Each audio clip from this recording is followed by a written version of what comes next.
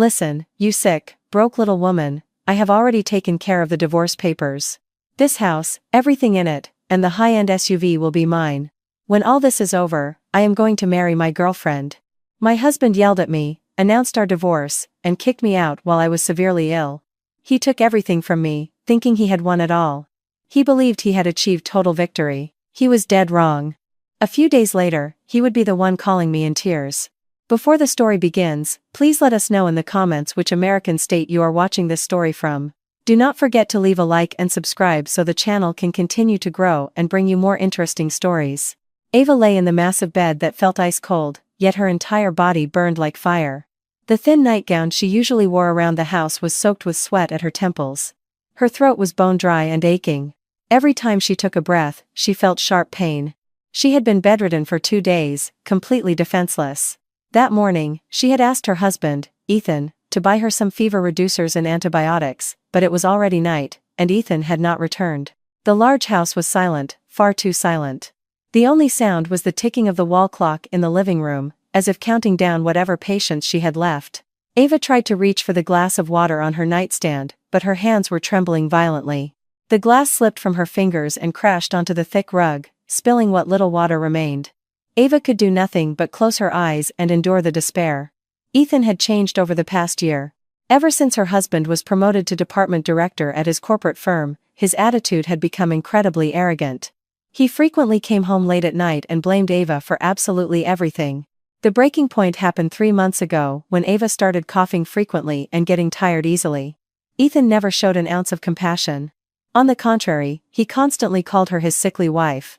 He seemed to have forgotten that Ava was the woman who had stood by his side back when they had nothing, back when they lived in a tiny, cramped rented apartment in Wicker Park. The sound of a car pulling into the front driveway broke the silence. Ava felt a wave of relief. Ethan was finally back. Surely, he had brought the medicine.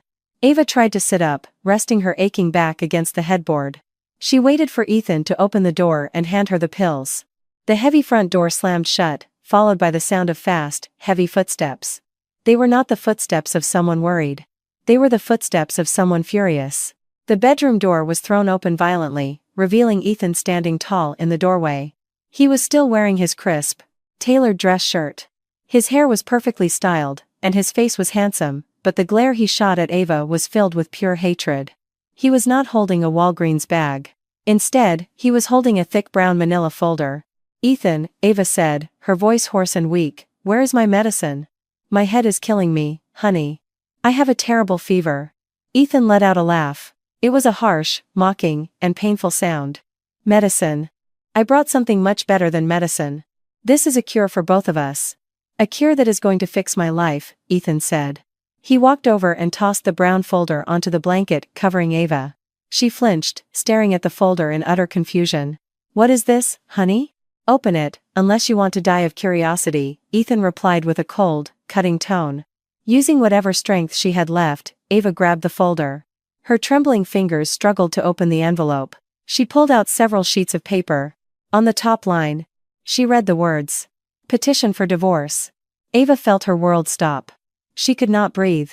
The burning heat of her fever vanished, replaced by an icy chill that froze her straight to the bone. She looked up at Ethan, searching her husband's eyes for even the slightest hint of hesitation or doubt. But the only thing she found was deep satisfaction. Divorce. Ava whispered in disbelief. Why are you so surprised? Ethan sneered. He sat on the edge of the bed, keeping a deliberate distance, as if Ava disgusted him. Listen, you sick, broke little woman, do you really think I want to spend the rest of my life taking care of a useless burden like you? I have already handled everything. I filed the divorce papers. Ethan stood up again and paced the room as if he were giving a corporate presentation. I am done. I am sick and tired of hearing you cough every single day. I am sick of seeing you lay in bed with zero energy. You are a burden. A heavy burden, dragging down my life. What did I do wrong? Ava tried to ask, but tears were already welling up in her eyes. Your crime is being poor. You cannot give me anything. Ethan pointed around the luxurious master bedroom. Look at all this. This massive house in Lincoln Park, all this expensive furniture, the luxury Porsche in the garage, it will all be mine. I am the one who worked my fingers to the bone for all this. Everything is in my name. Ava said nothing. Behind her tearful eyes, There was an emotion that Ethan could not quite read. Ethan took Ava's silence as a sign of absolute defeat. Are you listening to me? You are not getting a single dime, no asset division, no alimony, nothing. You brought absolutely nothing into this marriage, and you will take absolutely nothing when you leave. Then, Ethan delivered the words that shattered whatever was left of Ava's heart. When this is all finalized, he said, his face lighting up, I am going to marry my girlfriend, Isabella. She is so much healthier, so much more beautiful, and most importantly, she actually understands my status as a successful man. Unlike you. Ava squeezed her eyes shut. So there was another woman. The name was unfamiliar to her, but the agonizing pain was incredibly real. I do not want to see your face in this house tomorrow morning, Ethan added with pure cruelty. I am giving you until dawn. Get out of my house by tomorrow morning. Do not take anything except the cheap clothes currently on your sick body. Ethan stared down at Ava, who was now weeping silently. Hot tears streamed down her pale cheeks. Crying is not going to change a damn thing. The paperwork is already filed. The process will be fast.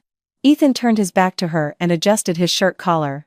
I am going to sleep at Isabella's penthouse in the Gold Coast tonight. I refuse to breathe the same air or sleep under the same roof as you. Tomorrow morning, I will send someone to make sure you are gone. Ava wanted to scream, she wanted to curse him, but all her energy was completely drained. She could only watch her husband's back disappear through the bedroom doorway. The bedroom door slammed shut. A moment later, the heavy thud of the front door echoed through the house. Seconds after that, the roar of Ethan's Porsche faded as he sped out of the driveway. Ava was entirely alone, severely ill, unexpectedly divorced, and evicted. She sobbed convulsively. The searing pain in her chest was far worse than the fever burning up her body. She cried for her destroyed marriage and the incredibly cruel betrayal. After weeping intensely for 15 minutes, Ava suddenly stopped. She gasped for air and wiped her tears away with a harsh swipe of her hand. Through the intense pain, something else emerged, something icy, hard, and deeply calculating. Her previously pale and defeated face hardened into a mask of pure resolve. She reached under her pillow. It was not the pillow she normally used, but an extra decorative one she always kept nearby. Her fingers brushed against a hard, sleek object. She pulled it out. It was a top-of-the-line, custom-encrypted smartphone, far more sophisticated than the cheap, old cell phone she usually kept visibly on her nightstand. That sleek phone was her only secret, an object Ethan had absolutely no idea even existed. The phone did not have a standard passcode. It unlocked instantly with her fingerprint. The screen lit up, displaying a minimalist white background. There were no social media apps, only highly encrypted, top-tier corporate applications. Ava opened the only contact saved on the device, listed under the name Director Olivia Hayes. She pressed the call button. Her heart was pounding heavily, not from the illness, but from the fiery rage rapidly building inside her. The call was answered on the very first ring. On the other end of the line, a calm, highly professional woman's voice spoke. Good evening, Miss Ava. You are calling quite late. Is everything all right? I was informed you were not feeling well. Ava took a deep breath, fighting to stabilize her trembling voice. Director Hayes, she said, her voice raspy but dripping with cold authority, contingency plan. Activate it. There was a brief moment of stunned silence on the other end. Then, Director Hayes's voice shifted into a state of absolute seriousness. Understood, ma'am. What happened? I was kicked out, Ava said. Ethan just handed me divorce papers. He thinks I am a useless, sickly, broke nobody. My God, the sheer audacity of Mr. Ethan. Director Hayes hissed. Director, I am in bad shape. My fever is dangerously high. I need a medical evacuation immediately. I do not want to go to a standard emergency room. Come to the house and get me. Bring the private VIP medical extraction team from Northwestern Memorial, but no sirens. Do it with total discretion. I do not want the neighbors knowing. Understood, ma'am. The VIP medical team will be at your location in 30 minutes. I will come pick you up myself. Can you hold on until then? Ava looked down at the divorce papers, resting on her blanket. With the last reserve of her physical strength, she crumpled the documents in her fist. I have to hold on, Director. The game has just begun. She ended the call. Her body was still shivering violently from the fever, but her eyes now gleamed with razor-sharp intensity in the dark bedroom. Ethan had just committed the single greatest mistake of his entire life. He had just thrown his wife out like garbage. What he did not know was that he had just evicted the sole owner and chairwoman of AC Enterprises, a massive global corporate empire with a net monthly profit of $1.5 million. Ava waited in a suffocating silence. Every tick of the wall clock sounded like a judge's gavel striking wood. She gripped her secret smartphone tightly. Her mind was a chaotic storm. She feared Ethan might suddenly return. She feared the medical team would be delayed. Her body aggressively alternated between freezing chills and a scorching heat. Exactly 25 minutes later, her phone vibrated silently. It was a text message from Director Hayes. "We have arrived. The front door is unlocked. The extraction team is coming in." Ava let out a deep sigh of relief. She had accurately predicted that Ethan, in his arrogant rage, would forget to lock the front door. That man was far too full of himself to think his nearly dying wife could possibly pose any threat or try to escape. Mustering every ounce of her willpower, Ava pushed the heavy blanket aside. Her bare feet touched the cold carpet. The room spun violently around her. She nearly collapsed, but she grabbed the heavy wooden bedpost to steady herself. She had to leave. With trembling hands, she grabbed a long, elegant trench coat hanging on the back of the door. She slipped it on. She absolutely refused to leave this house looking completely undignified. She would not allow Ethan to strip her of her basic dignity. The bedroom door opened without a sound. Ava flinched for a split second, but then she saw two paramedics dressed in dark, tactical-style medical uniforms. They were not wearing the typical bright white or flashy neon uniforms of standard hospital staff. They moved with absolute speed and total silence. Behind them stepped Director Hayes, a striking woman in her early 50s with a stern but deeply loyal expression, dressed impeccably in a high-end tailored suit. Her face immediately registered profound concern upon seeing Ava's terrible physical condition. "Miss Ava," Director Hayes whispered. "I am ready, Director," Ava replied, her voice barely a whisper. "Get Miss Ava onto the portable stretcher," Director Hayes ordered the medical team. The team immediately unfolded a sleek, lightweight tactical stretcher. They helped Ava lie down with the utmost care. "Ma'am, we are going to administer a rapid-action fever reducer intravenously so you are more comfortable during transport," one of the medical team members stated quietly. Ava simply nodded. She felt a tiny pinch in her arm, and seconds later, a soothing, cooling sensation began spreading through her veins. As they lifted her, Ava took one final look at the bedroom ceiling. The very room she had personally designed and decorated, the room that had been a silent witness to Ethan's cruel transformation. They carried her out of the bedroom and navigated through the sprawling, luxurious living room. Ava's gaze locked onto the massive framed wedding photograph hanging on the main wall. A picture of her and Ethan smiling happily. The Ethan from the past, the man she once knew, the man who used to be tender and caring. Now, that photograph felt like a sickening joke. "Leave everything behind. Do not take a single item from this place," Ava whispered. "Absolutely, ma'am. We do not need a single piece of garbage from this house," Director Hayes replied with ironclad firmness. They exited through the large double front doors. There was no loud, flashing ambulance parked in the front driveway. Instead, a massive, custom black Mercedes-Benz Sprinter van idled quietly, looking more like a presidential Secret Service escort vehicle than a medical unit. The sliding side door opened, revealing an interior that was a fully equipped, state-of-the-art VIP mobile emergency room. Meanwhile, inside a ridiculously expensive luxury penthouse in the Gold Coast, Chicago, Ethan was laughing hysterically. He poured a very expensive cocktail into a tall crystal glass and handed it to Isabella, a gorgeous young woman, wearing nothing but a sheer silk robe. "So, tomorrow morning, we are going to be the official owners of that massive mansion, honey?" Isabella asked, her voice dripping with seduction. "Absolutely. I kicked her out. That sickly, pathetic woman will not dare say a word. She has nothing to her name. Tomorrow, I am having a locksmith change every single lock on the property, and the day after that, we can start completely gutting and remodeling the master bedroom," Ethan said while pulling Isabella into his arms. "How exciting. Finally, all of this is going to be ours," Isabella squealed with delight. Ethan raised his expensive crystal glass high. "To our brand new life," he toasted. His cell phone sat on the marble kitchen island, securely switched to silent mode. He did not want to be interrupted by pathetic, begging phone calls from his sickly soon-to-be ex-wife.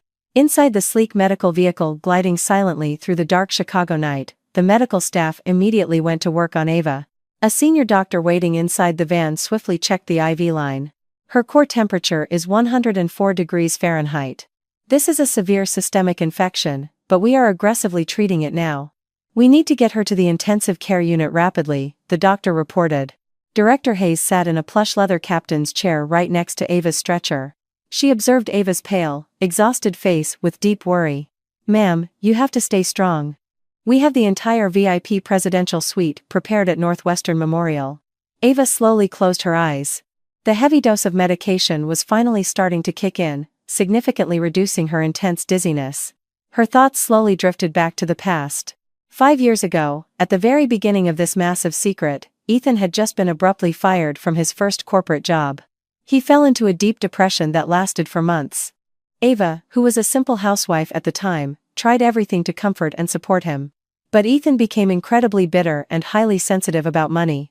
To protect his fragile male ego, he strictly forbade Ava from getting a job. "Your job is to stay in this apartment. I am the man, I will make the money," he used to scream, despite being completely unemployed. But Ava, who secretly held a highly advanced degree in biochemistry and pharmacology from the University of Chicago, felt suffocated and frustrated. Her mind was constantly overflowing with brilliant ideas. In her spare time, trapped between mundane household chores, she began experimenting in their tiny kitchen. She was not cooking food, she was formulating high-end organic skincare serums using rare herbal extracts. She combined her advanced degree with ancient herbal remedies she had inherited from her grandmother. She completely drained her own meager personal savings to buy premium-grade raw materials. After several grueling months of trial and error, she successfully formulated a revolutionary anti-aging facial serum and a brightening cream with miraculous, visible effects. She tested the formulas on herself, and the results were absolutely staggering. Ethan, entirely consumed by his own job hunt and self-pity, paid zero attention to her. He just assumed his silly wife was playing around with mixing lotions in the kitchen to pass the time. Ava gathered her courage. She launched a very small, discreet online storefront. At first, she only sold to a few acquaintances, but the sheer quality of her products sparked a massive word-of-mouth explosion. Orders began skyrocketing exponentially. Right around that same time, Ethan finally landed a new corporate management position.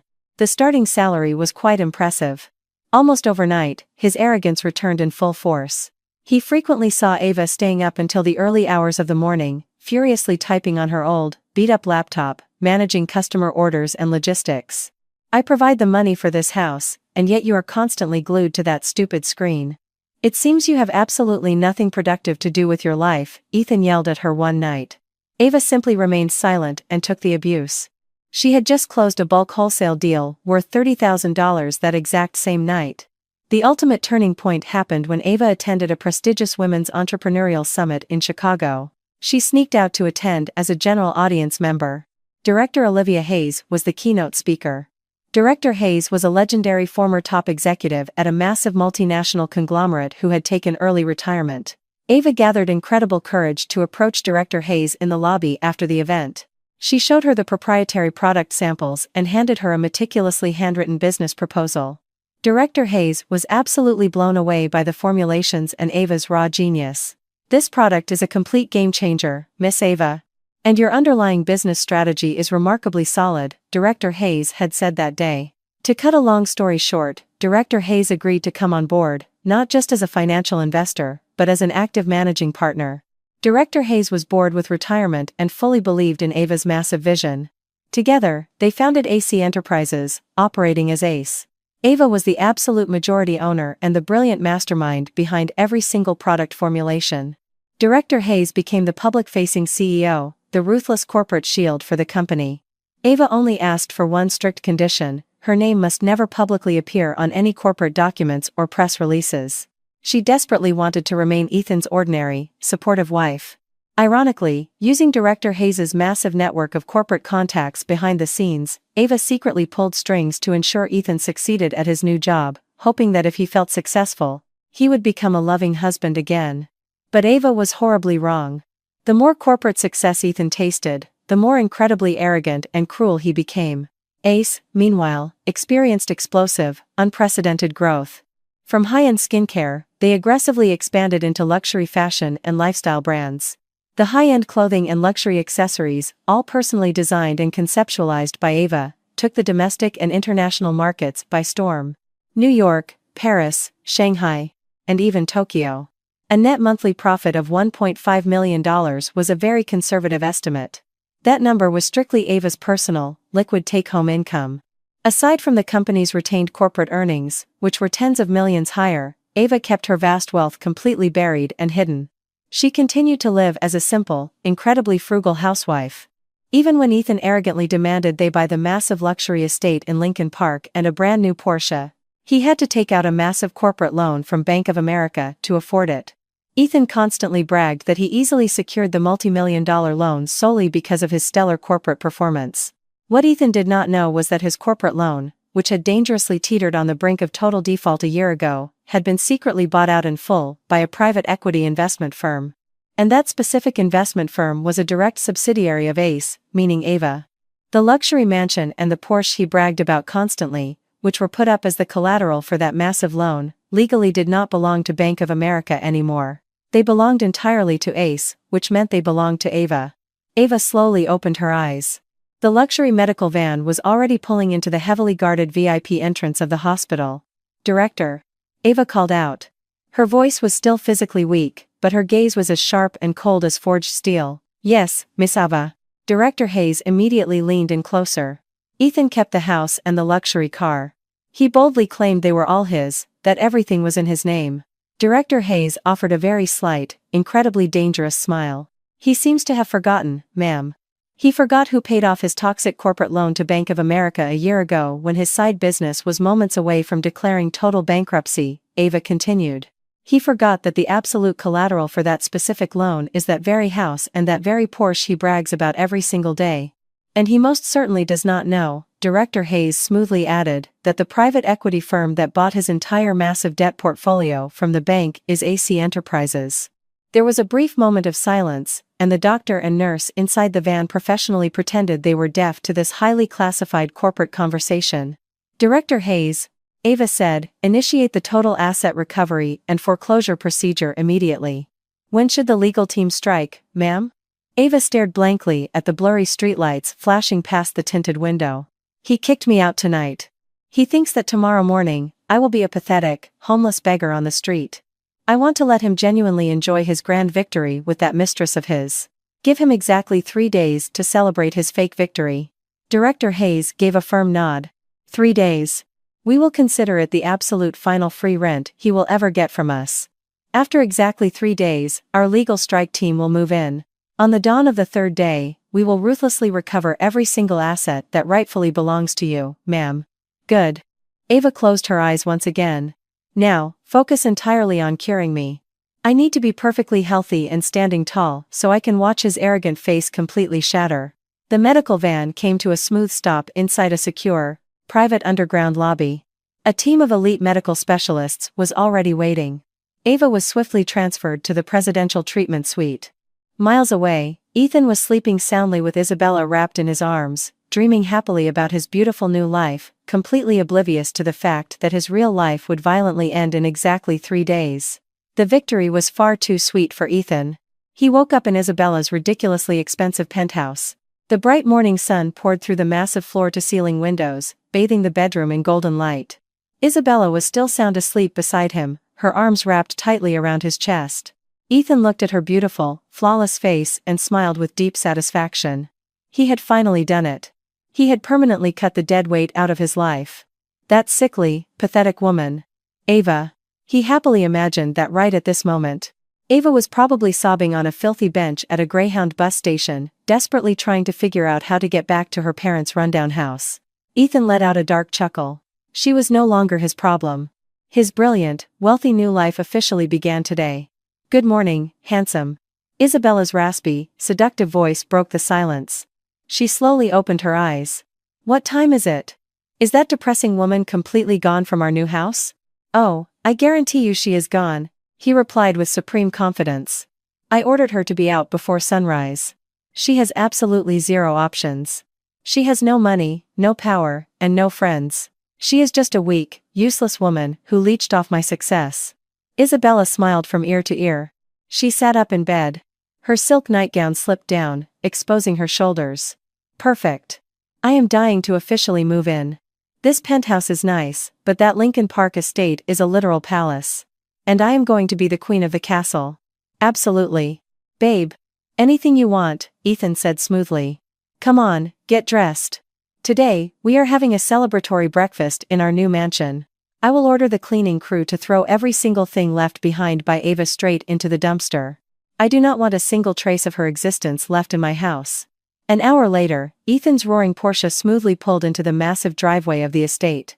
Ethan stepped out of the car wearing expensive sunglasses, feeling like an absolute king. Isabella walked arrogantly by his side, her arm linked with his. Ethan unlocked the massive front doors. Welcome to our palace, my queen, he declared. They stepped inside. Something felt completely off. The massive house was incredibly silent, but it was also shockingly clean, far too clean. Ethan fully expected Ava to have left a trail of emotional chaos, perhaps throwing things around, smashing dishes, or leaving tear-soaked tissues everywhere. But that was not the case at all. Ethan quickly walked toward the master bedroom and pushed the door open. His heart skipped a beat. He found the bedroom flawlessly organized. The exact bed where Ava had been writhing in agonizing pain just yesterday was now perfectly made with crisp, spotless white sheets. There was no trace of any medicine bottles, no shattered glass on the floor. Even the expensive rug next to the bed, where Ava had dropped her water glass, was completely dry and vacuumed perfectly. She must have deep cleaned the place before she left, Ethan muttered, genuinely bewildered. Well, it is good she finally learned how to behave, Isabella sneered from behind him. At least she was useful one last time. Ethan felt a strange, creeping sense of unease. It was incredibly weird. How on earth could Ava, suffering from a severe, blinding fever, clean this massive bedroom so flawlessly, and where did she put the dirty sheets? He aggressively threw open the walk-in closet. Ava's cheap, modest clothes, her long dresses, and her basic shoes were completely gone. The dresser drawers were entirely empty. She really packed up and left, Ethan said, finally letting out a breath of relief. He physically shook off the strange anxiety. Maybe she managed to call a cheap cab and stuffed her things into a garbage bag.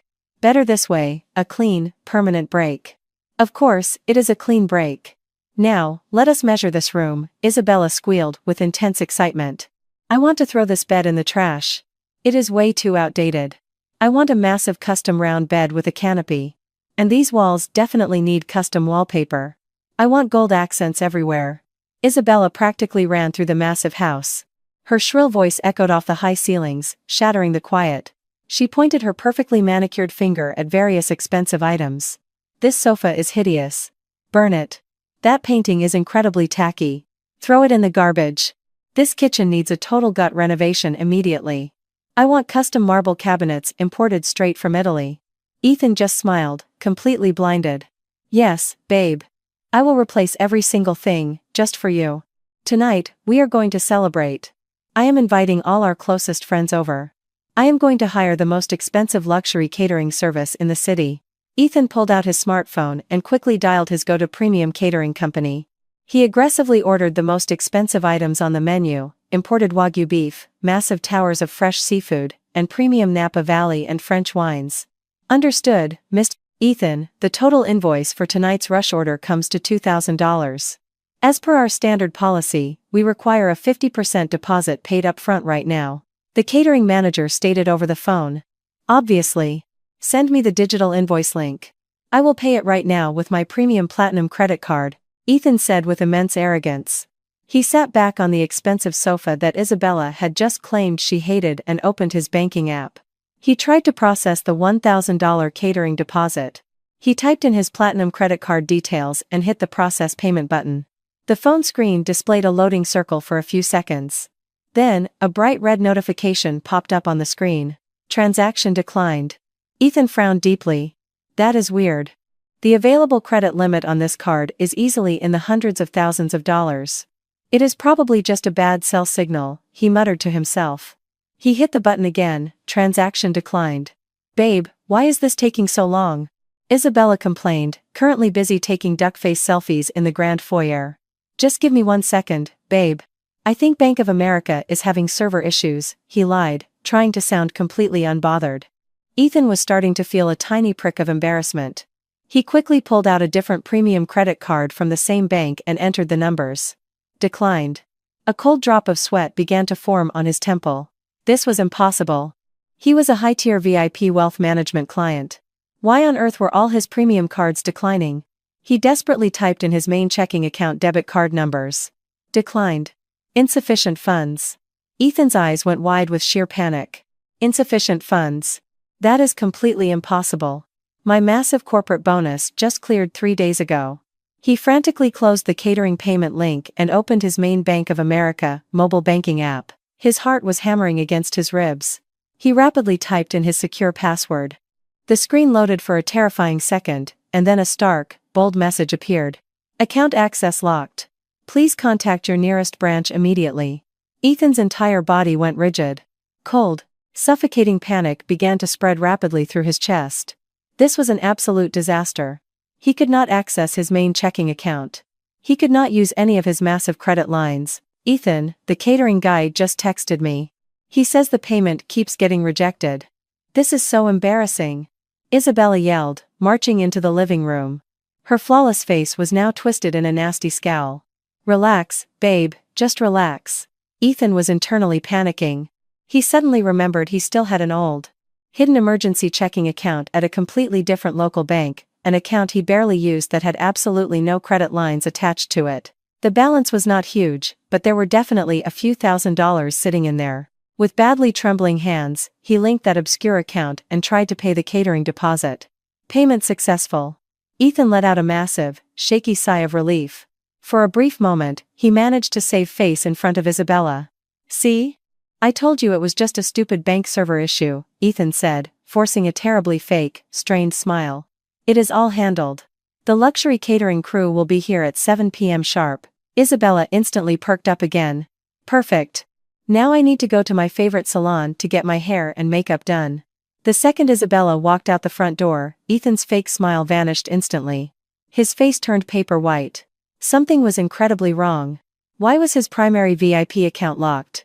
Did this have something to do with Ava? Impossible. That stupid, pathetic woman did not have the brain capacity or the power to pull off something like this.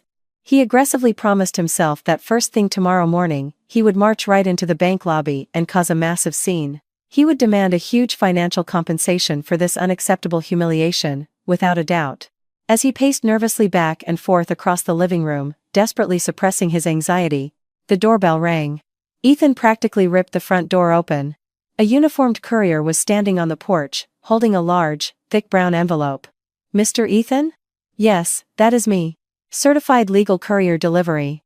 I need your signature right here, please. Ethan aggressively scribbled his name on the electronic pad, slammed the door shut, and examined the heavy envelope. The sender's address belonged to an insanely expensive, legendary corporate law firm in Chicago, Miller and Reed LLP. Ethan assumed it had to be expedited court approval documents regarding his divorce petition. He ripped the envelope open impatiently, but the thick stack of papers inside was not from family court. It was a formal corporate legal summons, a notice of extreme default. His eyes frantically skimmed over the harsh, terrifyingly formal legal jargon. Dear Sir, acting on behalf of our client, AC Enterprises, we are formally notifying you that you are in severe breach of contract regarding your corporate credit facility. The entire principal balance of your corporate loan, exactly $4 million, is now due immediately in full. We are granting you a strict grace period of exactly 3 days to liquidate this entire debt. Should you fail to wire the total amount, we will immediately execute a hostile forced seizure of all listed collateral assets. Name the residential estate located at 12 Oakwood Drive, Lincoln Park, and 1 luxury Porsche. The expensive crystal glass Ethan had been holding slipped from his fingers and shattered into 100 pieces on the imported marble floor. Sweat was now pouring down his face like rain. 3 days. $4 million. The house repossessed. No, this is impossible, he whispered, his entire body shaking violently. I just paid the massive monthly installment last week. What breach of contract? And who the hell is AC Enterprises? His grand, arrogant victory celebration had suddenly violently morphed into the absolute beginning of a living nightmare. That night, surrounded by loud music, expensive food, and the obnoxious laughter of his friends and Isabella, Ethan could only force a sickly, dead smile. His mind was in total chaos. He could literally feel an invisible noose slowly tightening around his throat. Ethan did not sleep a single second that entire night. Beside him, Isabella snored softly, exhausted from partying. But inside Ethan's mind, the terrifying legal threats from the notice spun on an endless, agonizing loop. $4 million. 3 days. Hostile forced seizure. AC Enterprises. The second the first ray of dawn hit the window, Ethan leaped out of bed. His body ached, and his eyes were bloodshot and wild. He did not shower, he just splashed cold water on his face and threw on random clothes. He no longer cared about his perfect appearance. At 8 a.m. sharp, the exact second the bank unlocked its doors, Ethan was already slamming his Porsche into the parking lot of his primary Bank of America branch, the place where he was supposed to be a highly respected VIP client. He had to clear up this massive mistake right now. It had to be a catastrophic clerical error. It just had to be. Ethan stormed through the glass doors, completely ignoring the long line of regular customers, and marched aggressively straight up to the VIP wealth management desk. "I am Ethan. I demand to see the branch manager, this exact second," he barked loudly, slamming his heavy metal VIP debit card directly onto the mahogany desk. The startled bank associate immediately scrambled to accommodate him.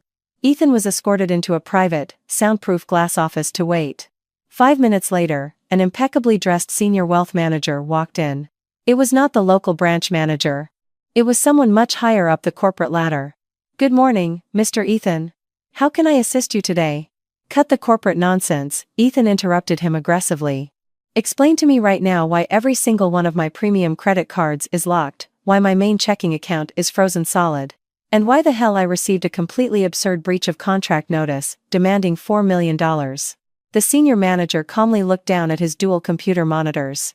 "I deeply apologize for the inconvenience, Mr. Ethan. Please allow me a moment to review your portfolio." This is highly unusual." "What is highly unusual?" Ethan screamed. The manager slowly raised his eyes. "We are not the ones who blocked your accounts or locked your credit cards, sir.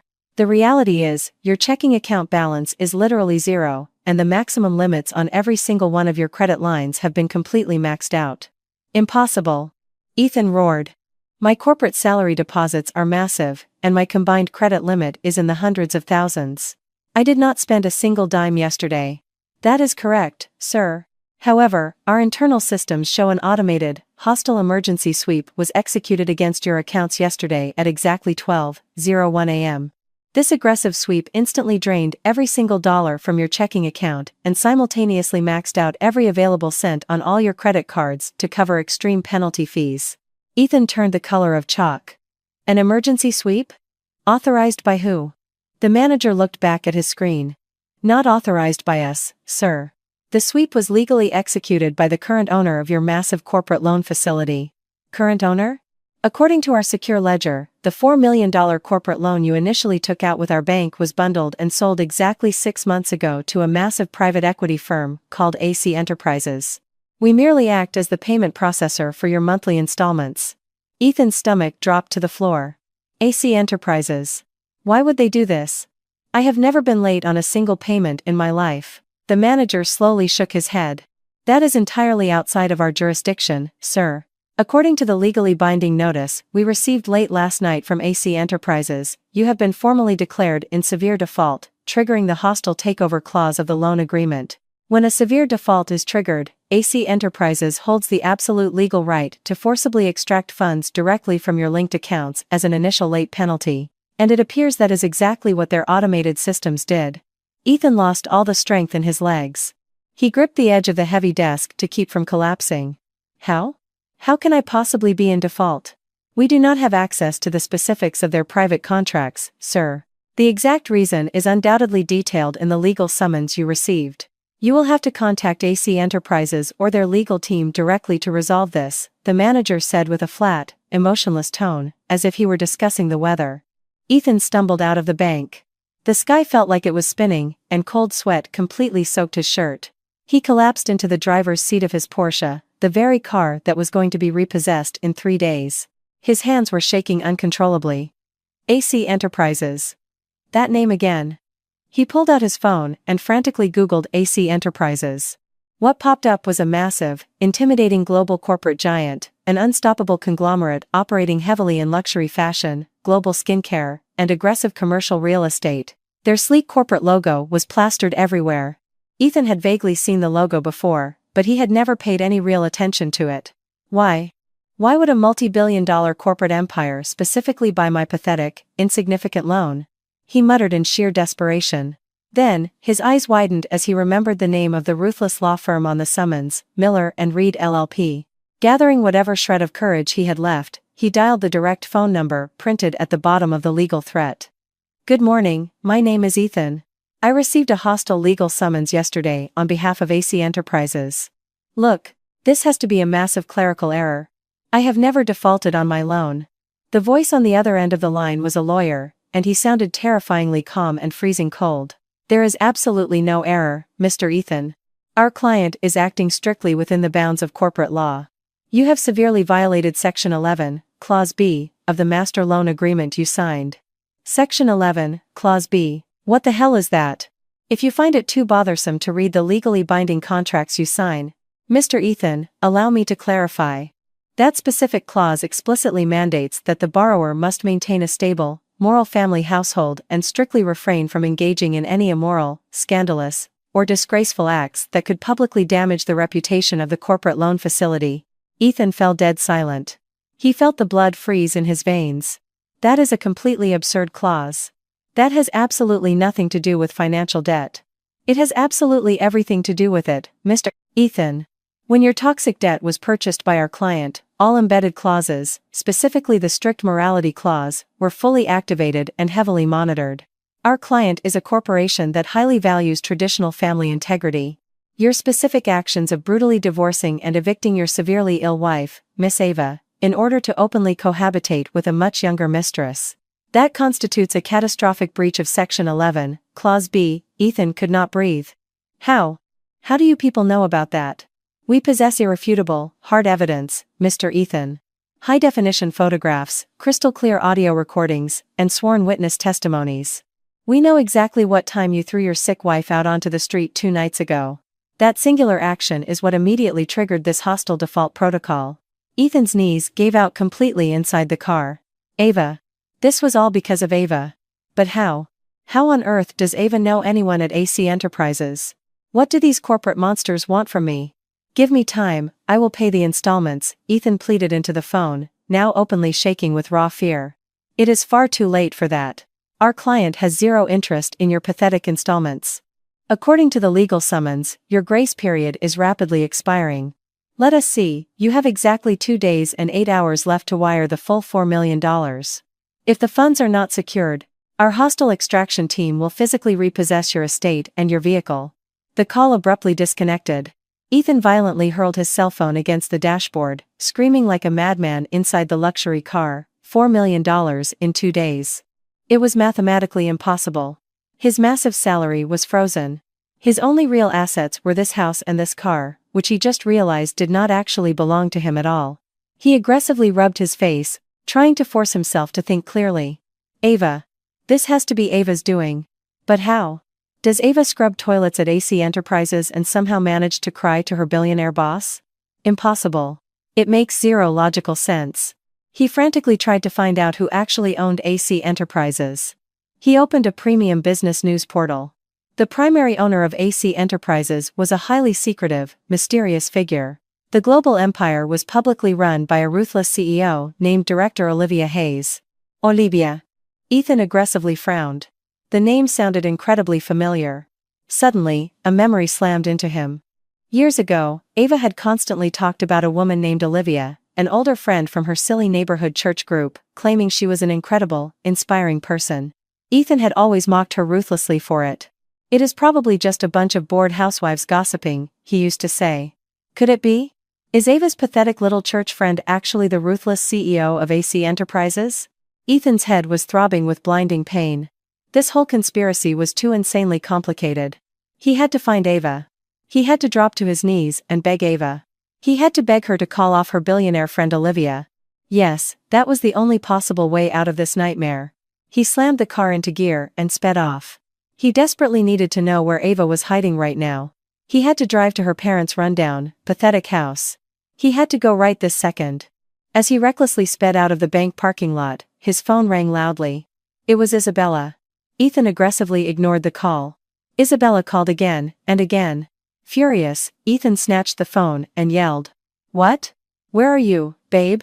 Why are you screaming at me? Get over here right now. The platinum card you gave me this morning just declined at the luxury salon. I am literally dying of embarrassment in front of everyone. Do you actually have any real money? Ethan punched the steering wheel. More massive problems. I am dealing with a massive corporate emergency. Just pay for it with your own money for now. What? My own money? Are you insane? Transfer cash to me right this second. I told you I am dealing with an emergency. Ethan hung up violently. Inside the high-end salon, Isabella stared at her phone in absolute shock. That was the very first time Ethan had ever raised his voice at her. A dark, creeping suspicion began to take root in her mind. The supposedly ultra-wealthy man she had been bragging about to all her friends was suddenly having catastrophic issues with every single credit card he owned.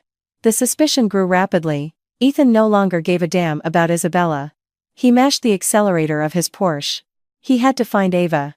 He would literally kiss the ground Ava walked on if it meant saving his assets. What he did not know was that the Ava he was frantically searching for was currently resting comfortably, fully recovering from her illness. She was sitting in an absurdly expensive leather chair inside her penthouse corner office on the top floor of the AC Enterprises Tower in downtown Chicago, calmly sipping tea while actively monitoring Ethan's pathetic, panicked movements through live updates from her elite legal team. Ethan could not escape the trap. The second day was pure, agonizing hell. His frantic drive to Ava's parents' house ended in total disaster. Her parents' house was small, old, and modest, exactly as he expected. But Ava's parents, despite looking working class, glared at him with a lethal mixture of pure hatred and disgust. Ava is not here. And we have absolutely no idea where our daughter is. You threw my sick daughter out into the street, didn't you? Ava's father demanded. His voice was shaking with barely contained, explosive rage. And now, you have the nerve to come crawling here looking for her. Get the hell off my property. If you ever step foot near this house again, I will call the cops. Ethan drove back to the city with absolutely nothing to show for it.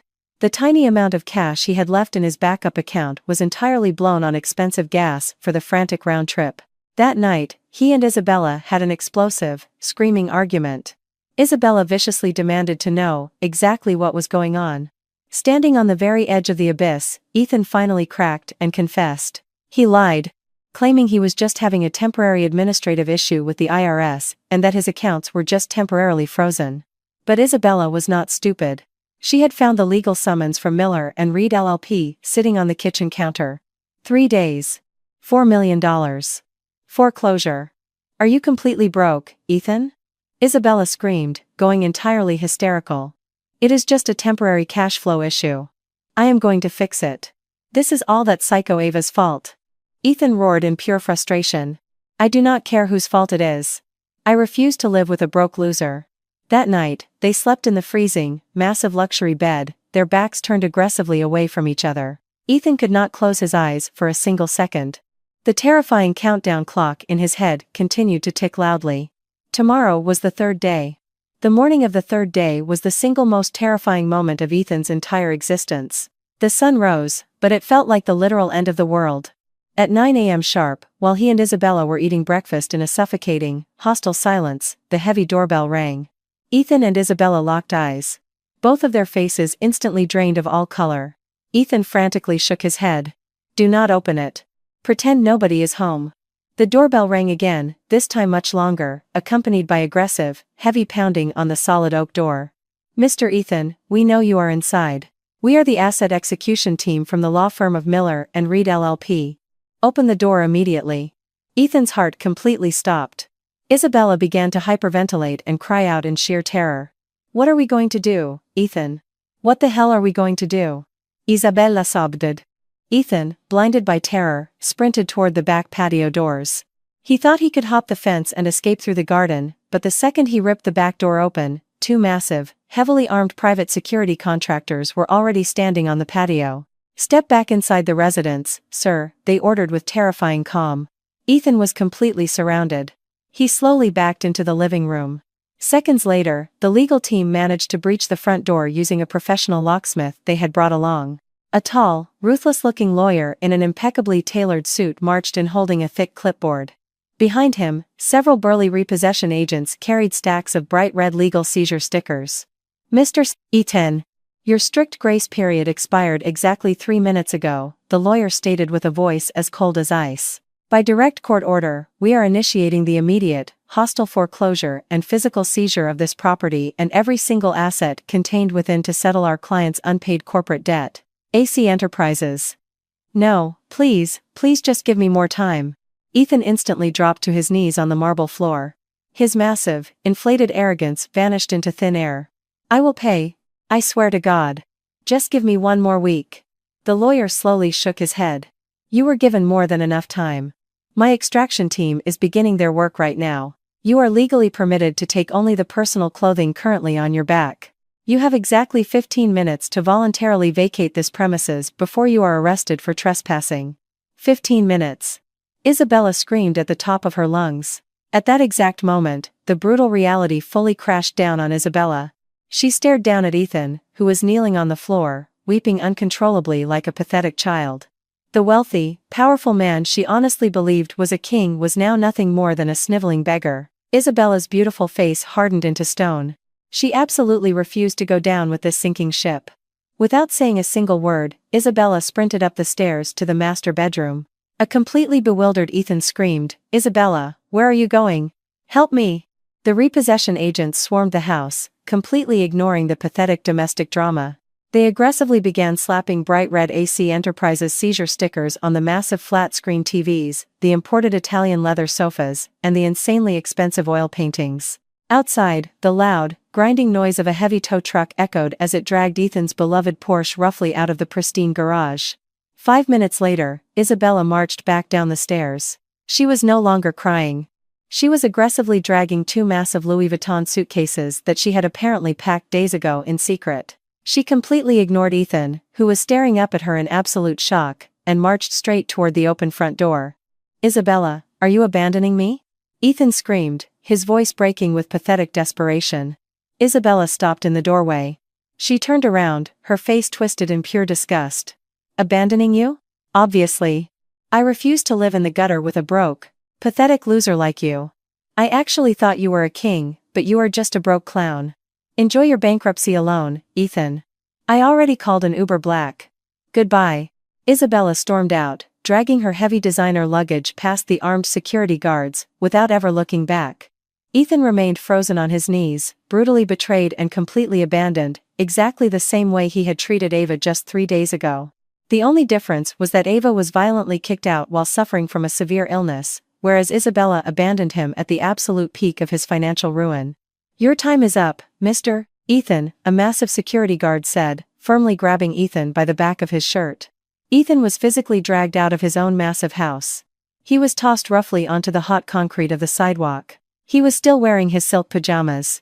He watched in horror as his precious Porsche was towed down the street.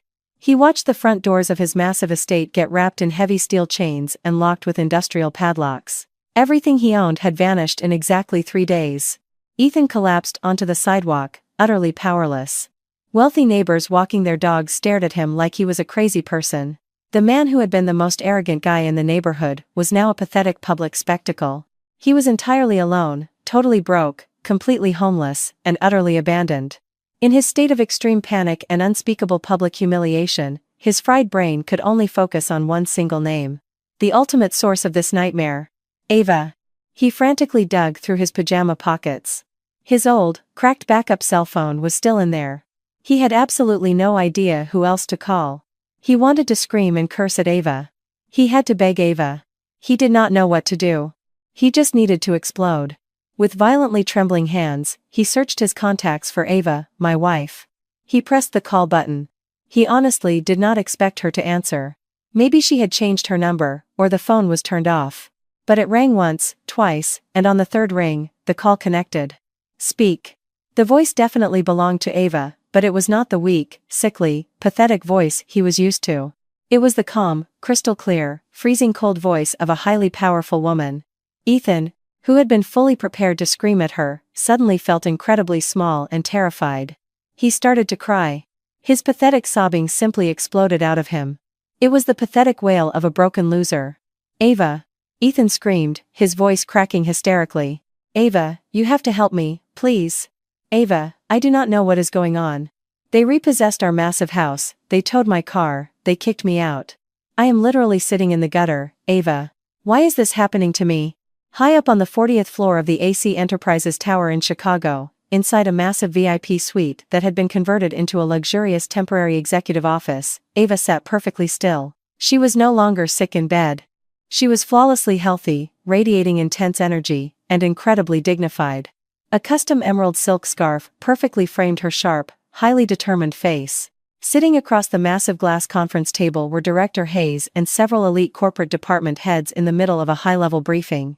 The cheap old cell phone Ava had ordered Director Hayes to retrieve from the Lincoln Park house was vibrating on the glass table.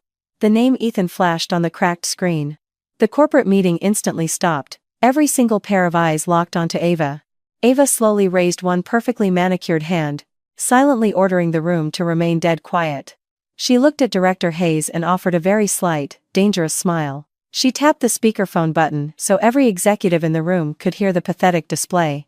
Ethan's hysterical, snot-filled sobbing instantly echoed off the glass walls. Ava, please help me. Ava, I do not know what happened. They took the house, they took the Porsche, they dragged me outside. I am on the street, Ava. Why is this happening? Ava waited patiently for Ethan to finish his pathetic crying fit. She gestured for the executives to remain perfectly silent. The absolute silence in the boardroom heavily contrasted with Ethan's panicked, hyperventilating voice echoing from the phone. After Ethan finally stopped sobbing to catch his breath, Ava leaned closer to the microphone. She replied with a voice so calm, so incredibly powerful, a voice Ethan had never heard from her in his entire life. I apologize, who is this? There was dead silence on the other end of the line. Ethan's pathetic sobbing stopped instantly. What? What? It is me, Ava. Ethan. Your husband? Ah, Mr. Ethan, Ava said with a completely indifferent tone, as if she were speaking to a random telemarketer. I believe there is a massive misunderstanding here. First of all, you are no longer my husband. My elite legal team filed the expedited divorce papers this morning. Secondly, you mean your house. Exactly 3 days ago, you made it violently clear that it was your house, not ours, did you not? Ethan gasped for air. His throat was bone dry. This voice definitely belonged to Ava, but this was not his Ava. This was not the weak, submissive woman he could step all over. This voice was dripping with absolute corporate authority. Ava, where are you hiding? He whispered, genuinely terrified. What did you do to me? Your voice, are you completely cured? I am in the middle of an extremely important board meeting right now, Ava replied smoothly. She leaned back in her expensive leather chair, staring out at the breathtaking Chicago skyline through the massive floor-to-ceiling window behind her. We were just discussing a multi-billion-dollar corporate expansion into the Middle East. Something a mid-level manager like you would never comprehend. Real business, you know? Ethan was entirely confused. Ava, stop talking crazy. Help me. He begged again. I know this is your doing. I know for a fact this is all because of your stupid church friend, Director Olivia, isn't it? You cried to her. Please, Ava, just tell her to call off her corporate attack dogs. I will do whatever you want. I will come back to you. I will dump Isabella right now, I swear to God. A freezing, deeply cynical laugh echoed through the speaker. It was Ava laughing. Come back to me? Do you honestly think I would ever dig through the trash to retrieve the garbage I threw away? And as for Isabella, you are way too late, Ethan. She dumped you an hour ago. The second the foreclosure team breached the door, my legal team immediately sent me the live update. Ethan felt like a massive bucket of ice water had been dumped over his head. Ava knew. She knew absolutely everything. She was watching his entire life collapse in real time. Who the hell are you? Ethan whispered in pure, unadulterated terror. The hair on the back of his neck stood straight up. Who the hell are you, Ava? Ava smiled coldly. Do you really want to know the truth, Ethan? For all the years you lived with me, you constantly insulted me. You called me a sick, broke little woman who just wasted her time playing on her laptop. You never once bothered to ask what I was actually doing on that laptop. What are you talking about? Ava signaled Director Hayes. Director Hayes leaned into the microphone. Hello. Mr. Ethan. You are currently speaking directly to the Supreme Board of Directors of AC Enterprises. Ethan instantly recognized the freezing, calm voice from the hostile legal phone call. Director Hayes. Why do you have Ava's phone? What exactly is your relationship with my wife? Ava took control of the conversation again. She is not my church friend, Ethan. She is my absolute right hand. The CEO who runs my massive global empire for me. Dead silence. Ethan's fried brain violently struggled to process this catastrophic information. You asked who I am? Ava continued smoothly. She stood up and walked right up to the massive glass window, staring down at the busy Chicago streets far below, where Ethan could very well be sitting like a beggar. You called the number of the broke, pathetic wife you brutally abandoned, but allow me to formally introduce myself. Ava's voice now echoed with terrifying, absolute power. Hello, Ethan. You are currently speaking to Ava, the sole owner, founder, and supreme chairwoman of AC Enterprises, the global conglomerate with a net monthly profit of $1.5 million. The exact same company that just hostily seized every single asset you thought you owned. The cheap cell phone slipped out of Ethan's sweaty hands and hit the concrete sidewalk with a dull smack. Ethan himself was completely frozen, his eyes bulging out of his skull in sheer, absolute terror as he stared blankly at the hot pavement. He literally stopped breathing. His entire universe had not just shattered into a million pieces, it had been violently erased from existence. Ethan collapsed entirely onto the filthy sidewalk, turned to solid stone. His phone lay next to him. The screen was cracked, but the call was still connected. He could hear Ava's calm, steady breathing on the other end of the line, a terrifying contrast to the frantic, panicked hammering of his own heart. No, this is mathematically impossible, Ethan whispered, aggressively refusing to believe reality, his voice totally broken. This has to be a nightmare. Ava, you are lying to me, aren't you? This is all a massive lie. Ava's voice echoed from the phone, colder, and more emotionless than before. I do not have time for petty lies, Ethan. I am incredibly busy, but since today is the grand finale of your absolute ruin, I am willing to grant you a few minutes of my extremely expensive time. There was a long, heavy silence. Ethan remained in a state of deep shock, staring blankly at the asphalt under his dirty feet. Look up, Ethan, Ava commanded sharply. Look across the street, slightly to your left. Slowly, like a broken, malfunctioning robot, Ethan raised his heavy head. His swollen, bloodshot eyes squinted against the bright midday sun. Across the incredibly busy Chicago Avenue, a massive, towering blue glass skyscraper stood arrogantly against the sky. At the very top of the building, two giant, glowing letters reflected the sunlight. Ace. That building, Ethan whispered, his throat feeling like sandpaper. Yes, AC Enterprises, Ava replied smoothly. I am standing right now on the 40th floor. I can see you perfectly from my window. You look absolutely pathetic sitting in the gutter like that. The private security guards for this block are going to physically remove you very soon. Ethan swallowed hard. A freezing terror shot straight down his spine. Ava was literally looking down on him like a god. Walk into the main lobby, Ava continued. I want to see you face to face. I want to see with my own two eyes exactly how the face of an incredibly arrogant man completely crumbles to dust. The call disconnected. Ethan sat frozen for a full, agonizing minute. His body was completely paralyzed. He had absolutely nothing left. The massive house was gone, the Porsche was gone, Isabella was gone, and now even his massive male ego was about to be ground into dirt. He had no other options. Where else could he possibly go? A sickening, morbid curiosity, violently mixed with a stupid, desperate hope that he could beg for mercy, forced him to his feet. With heavy, stumbling steps, he stood up. The silk pajamas he was wearing were now stained black with street dirt. He walked like a mindless zombie straight toward the massive revolving glass doors of the Ace skyscraper, completely ignoring the loud, angry honking of the Chicago traffic around him. The lobby of the skyscraper was an entirely different universe. The massive floor was made of imported, highly polished Italian marble. A massive artificial waterfall flowed down one of the main walls. Dozens of elite corporate employees, dressed in impeccably tailored suits, rushed back and forth, looking incredibly busy and important. The freezing blast of the central air conditioning hit his sweat-soaked body and made him shiver violently. Ethan stood frozen in the exact center of all that extreme wealth, looking completely lost. He was like a disgusting stain on a pristine white canvas. A beautiful, highly professional receptionist glared at him with a harsh mixture of disgust and high alert. "Excuse me, sir. Can I help you?" the receptionist demanded. Her tone was openly hostile. Ethan stammered pathetically. "I am here to see Ava. Miss Ava." The receptionist raised a highly skeptical eyebrow. "Miss Ava? You mean our chairwoman? Do you have a scheduled appointment?" "No, but she specifically told me to come up here." "Just tell her Ethan is in the lobby."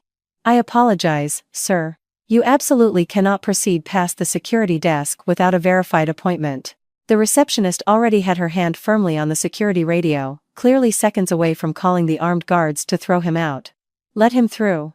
A sharp, commanding voice cut off the receptionist. Ethan spun around. Director Olivia Hayes was standing there, flanked by two massive, heavily armed corporate security contractors. Director Hayes's face was a mask of calm, but her sharp eyes looked at Ethan with pure, unfiltered disgust. So, you are the infamous Ethan. Ethan instantly recognized the woman, Ava's supposed silly church friend, Olivia. Allow me to formally correct you, Mr. Ethan, Director Hayes said, her voice dripping with ice. I am not her little church friend. I am her chief executive officer. Now, follow me. Chairwoman Ava is expecting you.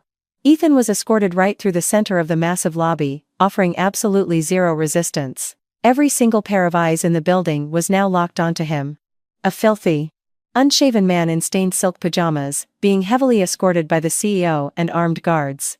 Loud whispers began to echo across the marble floor. Ethan desperately wanted to hide his face, but he had absolutely no pride left to protect. They did not take him to the main employee elevators. Director Hayes ordered him to stop directly in the center of the VIP waiting area, right in the middle of the lobby. Stand exactly here. Chairwoman Ava is coming down. Ethan went completely rigid.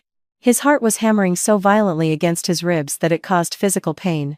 He felt like a condemned prisoner waiting for the executioner to drop the axe. Every single second felt like an hour. Suddenly, a soft, distinct ding echoed from the private VIP elevator bank at the far end of the lobby. Instantly, every single movement in the massive lobby ceased completely.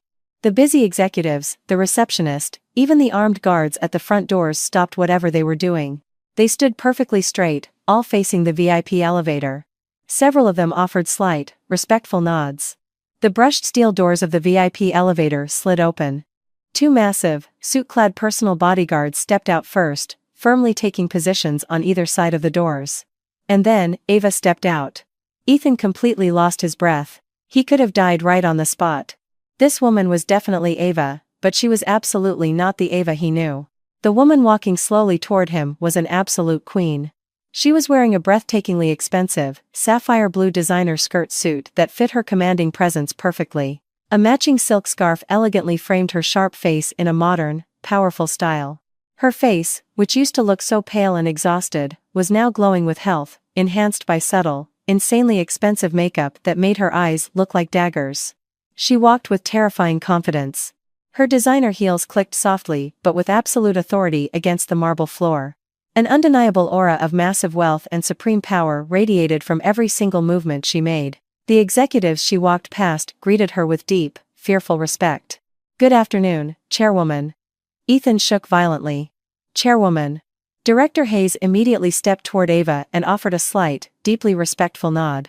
Chairwoman, he is waiting. Ava simply nodded. Her piercing gaze never once left Ethan. She walked slowly toward him.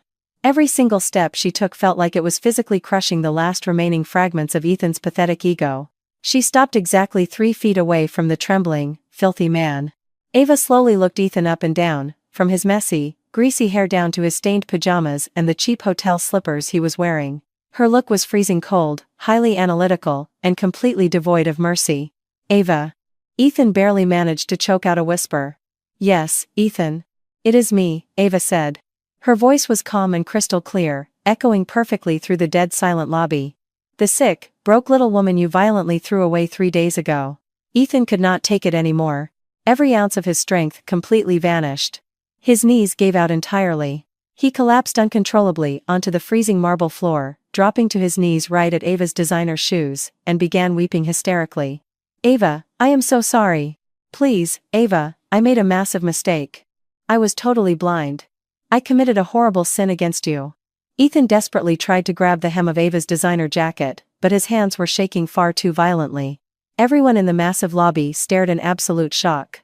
The scene was unbelievably jarring. A grown man sobbing hysterically on his knees at the feet of their terrifying chairwoman. Ava's 2 massive bodyguards immediately stepped forward to violently drag Ethan away, but Ava raised one hand, silently ordering them to stop. She wanted Ethan to feel every single agonizing second of this public humiliation. Forgive me, Ava. Let me come back to our house, please. I will divorce Isabella today. I will be your loyal husband again. I swear. Ava stared down at him with an entirely blank expression.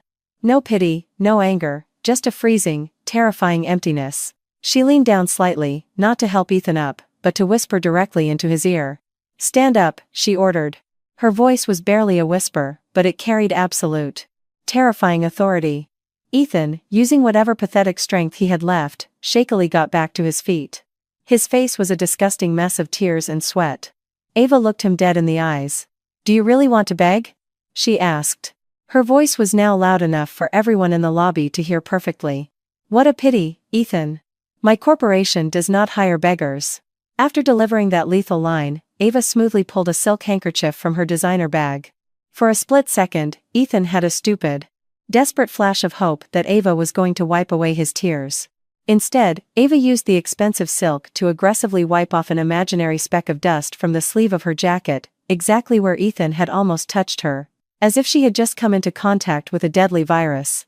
After delivering that final blow, Ava turned around with terrifying elegance. She walked smoothly back toward the private VIP elevator. Director Hayes, deal with the trash, she ordered without ever looking back. Give him one final corporate lesson. Understood, chairwoman. The steel elevator doors slid shut. Ava completely vanished from his sight. Ethan stood nailed to the marble floor, totally annihilated. The brutal public humiliation he had just received from the woman he used to treat like garbage was 1,000 times more agonizing than losing his massive house and his Porsche. Director Hayes marched up to him. Come with me, Mr. Ethan. Let us finish this pathetic charade.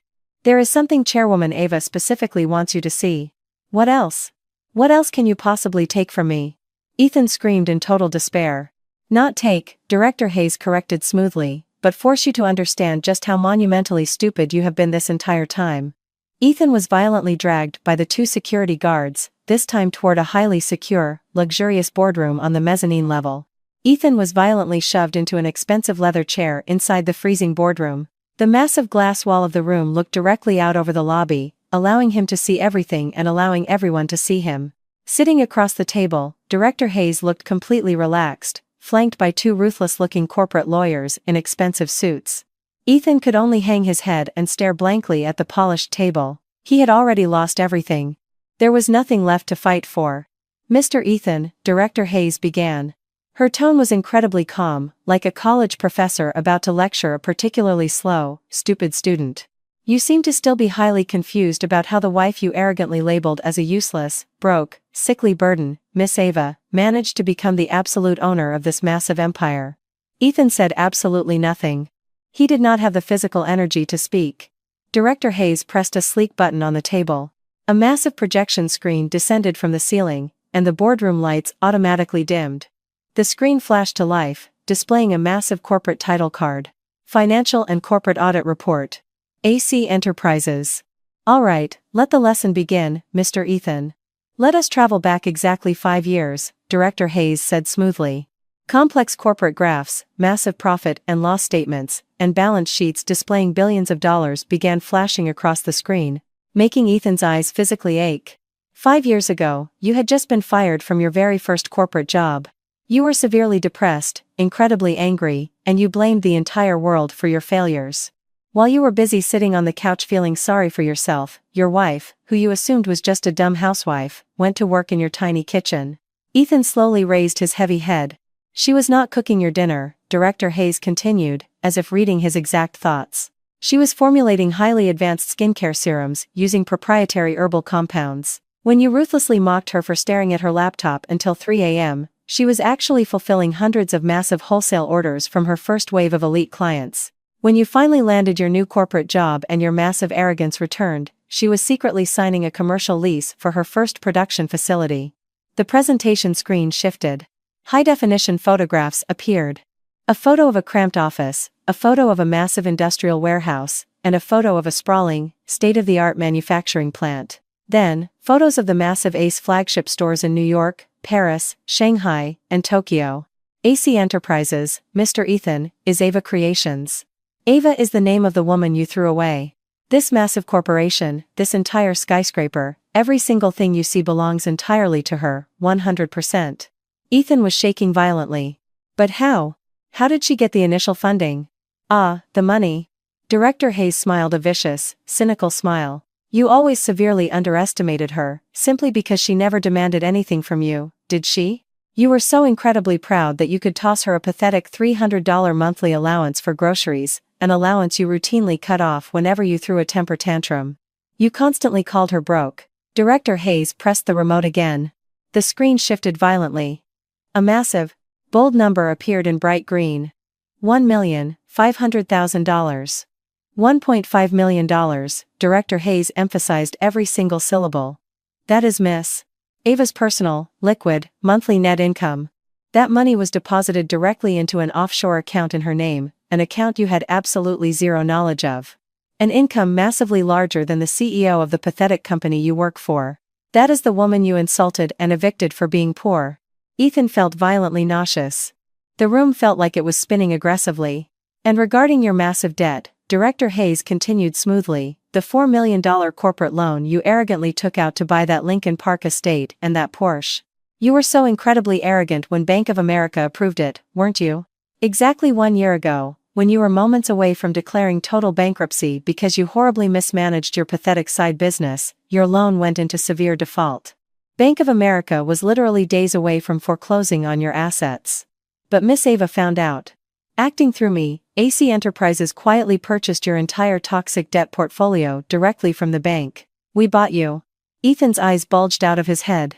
So, that house and that car have legally belonged to AC Enterprises for an entire year? Correct, Mr. Ethan. Miss Ava saved your pathetic reputation. She allowed you to continue living in that mansion. She allowed you to continue bragging to your friends about your fake success. She was still desperately trying to respect you as her husband. She honestly hoped you would change your toxic behavior. Ethan's tears began to flow again.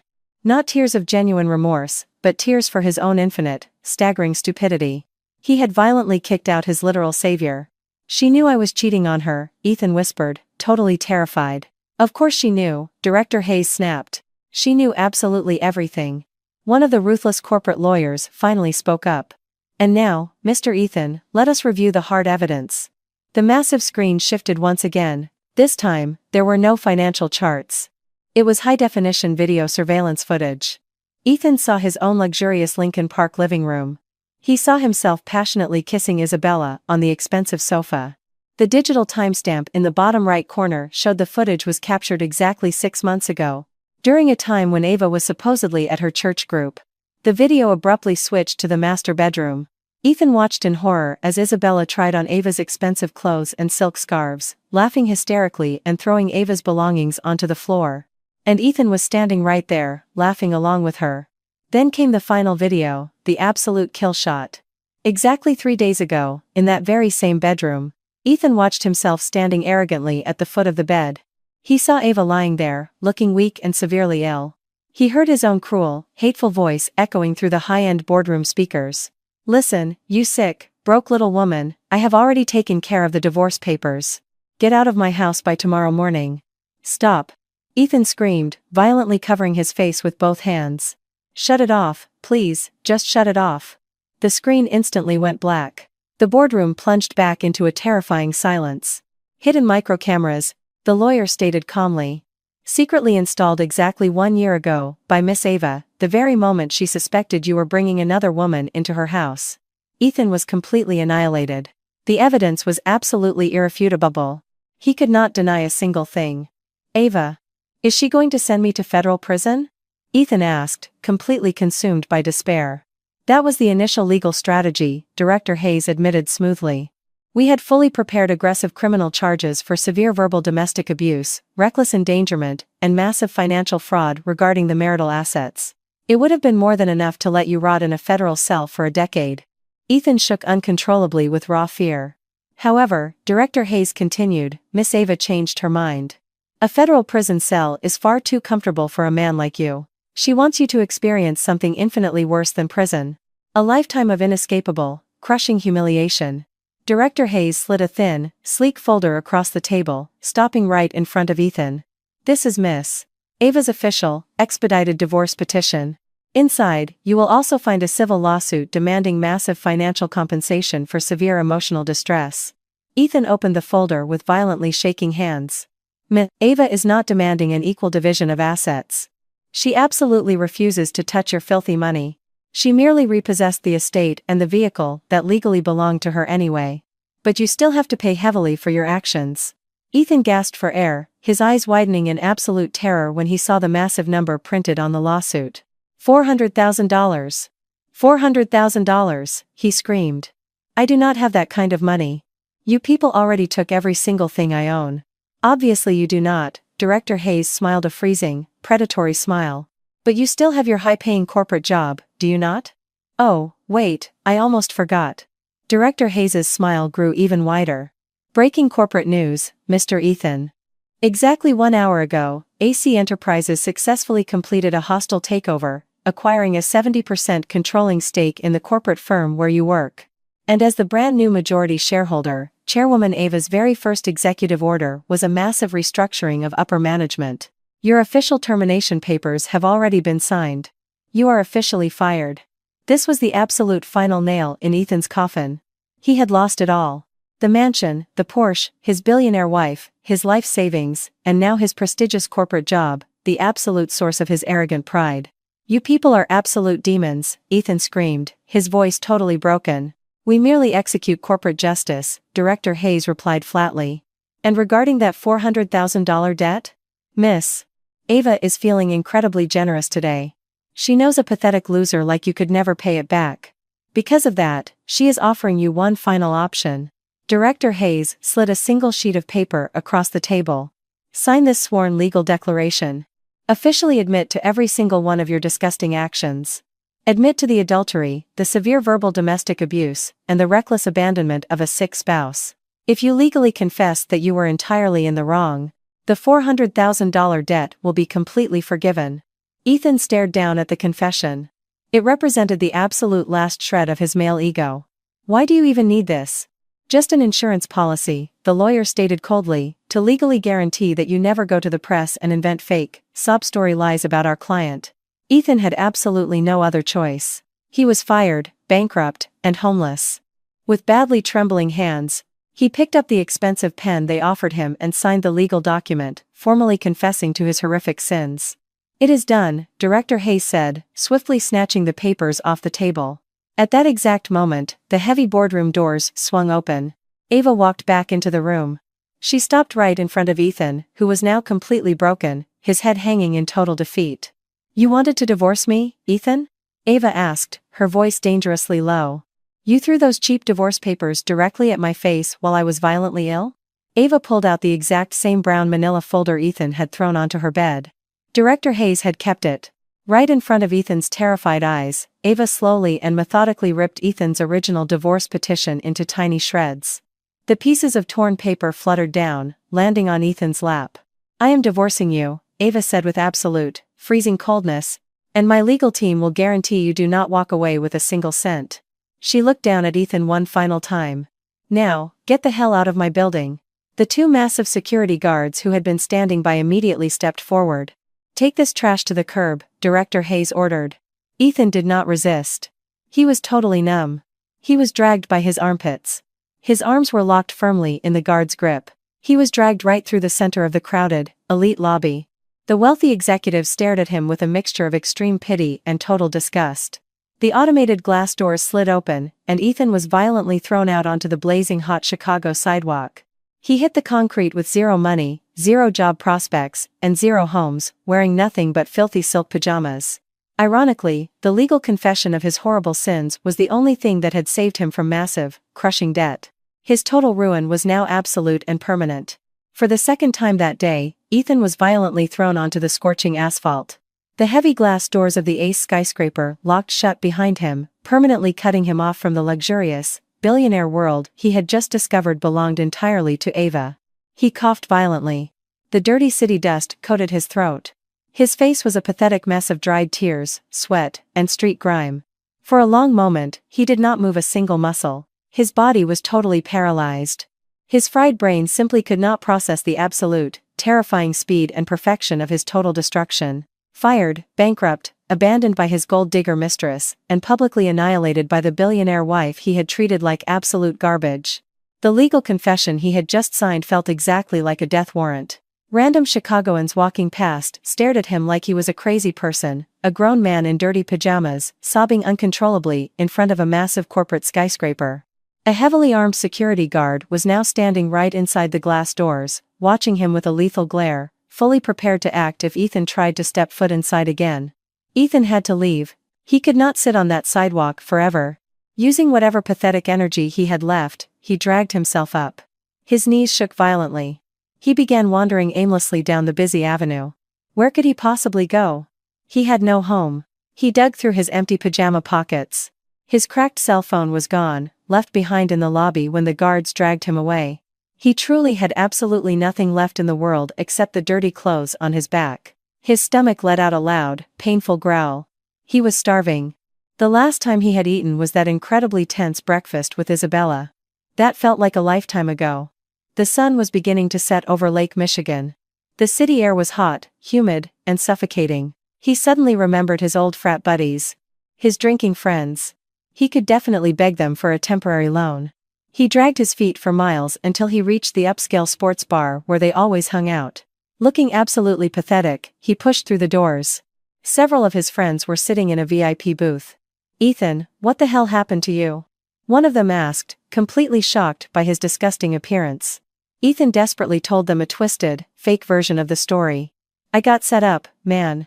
The IRS illegally froze all my accounts. Just spot me some cash, please." The friend's concerned face instantly morphed into a mask of pure, freezing rejection. "Sorry, Ethan. The news already blew up in the corporate group chats. You got fired for cause today, didn't you? And AC Enterprises hostily repossessed your entire estate." Ethan froze like a deer in headlights. "How do you guys know about that?" "Literally everyone on LaSalle Street knows. You messed with AC Enterprises. Are you insane?" "Sorry, man. I absolutely cannot help you. I refuse to get blacklisted by Ace."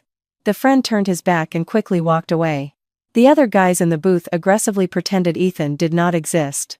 Ethan stood entirely alone in the middle of the crowded bar. The bouncer quickly stepped up and roughly escorted him out the door.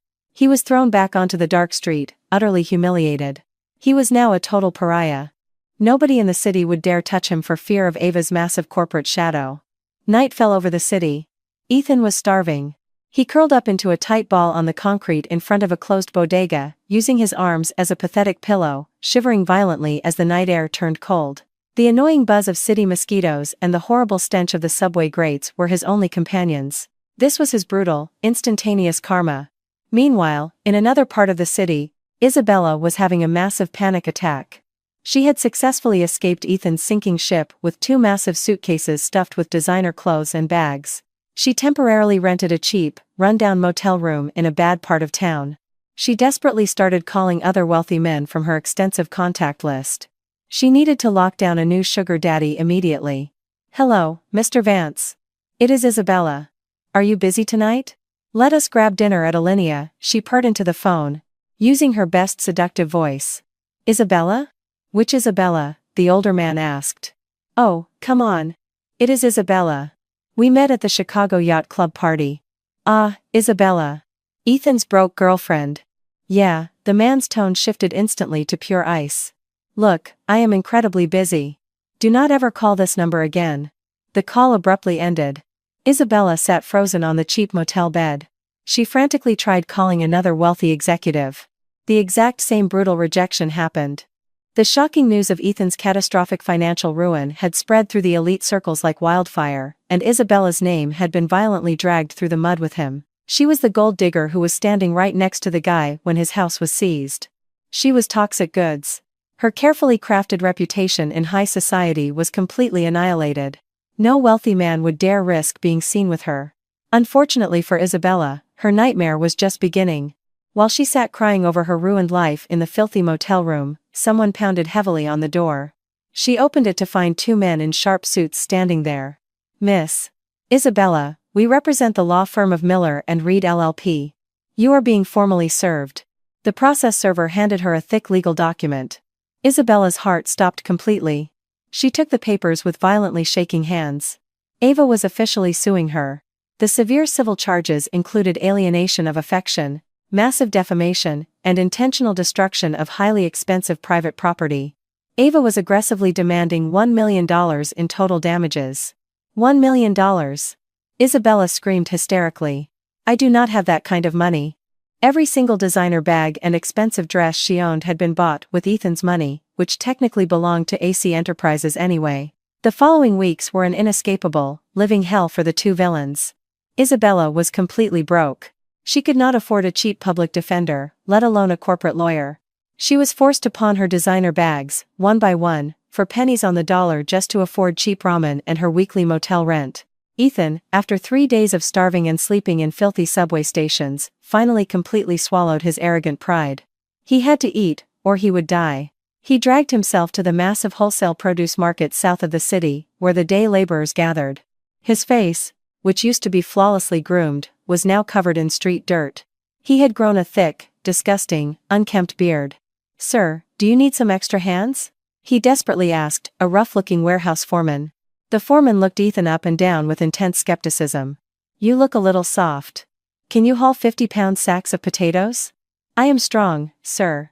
I really need to eat," Ethan pleaded, his voice cracking pathetically. "Start moving those heavy sacks from that pallet over to the delivery truck." "I will pay you pennies per sack," the foreman grunted. And so began Ethan's miserable new existence. The arrogant executive who once wore custom-tailored suits and drove a massive Porsche now sweat like a pig under the blazing sun, breaking his back hauling heavy sacks of produce. His body, which used to be fit from expensive gym memberships, was now emaciated and broken. His skin was burned by the sun, covered in dirt and engine grease. His muscles bulged, not from vanity, but from agonizing, forced manual labor. His spine constantly ached, and his soft hands were now completely covered in bloody blisters and thick calluses. He had long forgotten what expensive cologne or clean laundry smelled like. He only knew the smell of his own filthy sweat, rotting garbage, and cheap cigarettes. What ultimately happened to Isabella? Ethan honestly no longer gave a damn. The last brutal rumor he heard from the other day laborers was that Isabella, after completely losing the massive $1 million lawsuit to Ava by default, had fallen into insurmountable, crushing debt. Desperate to survive, she had taken a job as a sketchy bottle girl at a deeply shady underground dive bar. Rumor had it she was arrested during a massive police raid just a few weeks ago. Her ultimate fate was far worse than simply being poor. She was totally destroyed. Ethan felt zero pity for her. He felt absolutely nothing. His soul was completely dead. He operated like a mindless machine. Haul heavy sacks, get handed a few crumpled bills, buy cheap street food, and pass out in a filthy alley. That was the endless, agonizing cycle of his new life. One late afternoon, after a grueling 12-hour shift of backbreaking labor, Ethan was handed his daily pay, exactly $55 in crumpled, dirty bills. He dragged his aching body out of the noisy market.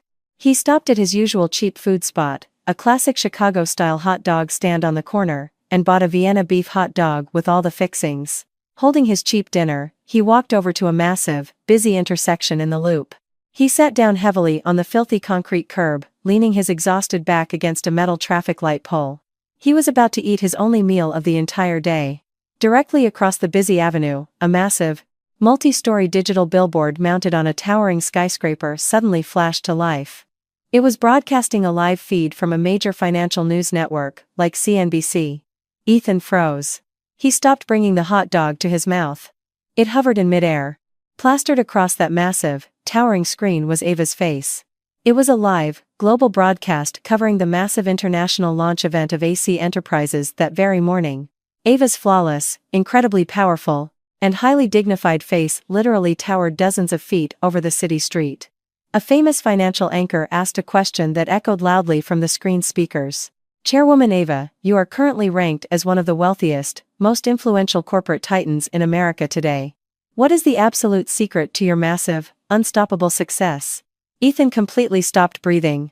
He watched Ava offer a very slight, highly confident smile on the massive screen. "There is absolutely no secret formula," Ava replied. Her powerful voice echoed loudly across the entire chaotic intersection, cutting through the city noise. "I simply refuse to ever stop grinding.